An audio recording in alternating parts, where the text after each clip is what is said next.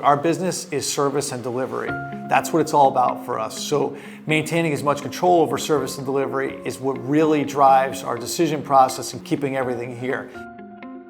My name is Reed Salvatore. I'm the CEO of Accurate Lock and Hardware.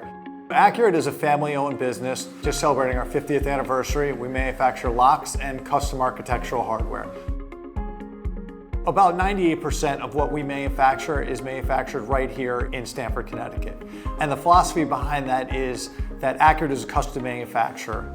We're making a wide variety of products, and for us to be able to do that, we need to be able to completely control our supply chain so that we can make items, whether they be one or thousands, right here in Stamford and have very good control over the supply chain, have very good control over quality, and have the ability to, what we like to say is mass customize. So our run lots, they vary considerably. Due to the custom nature of our business, there's a lot of times we might just be making one or two of something, or for prototyping or that sort of thing. And for the more mature parts of our business, for our OEM business, we could be running thousands and thousands of parts. So it pretty much runs the gamut. It could be 5 parts that are being run in one machine, and the machine right next to it could be running the same part for the next 4 months. One of the markets that we specialize in is a niche market in behavioral health.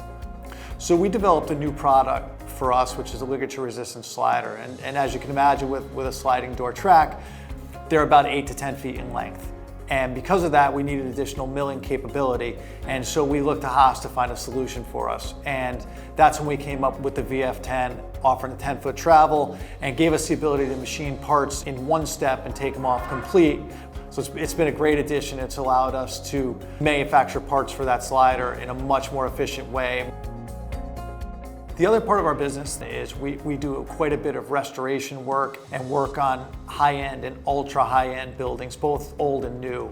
We've done work for the White House, we've done the restoration for Statue of Liberty, Ellis Island.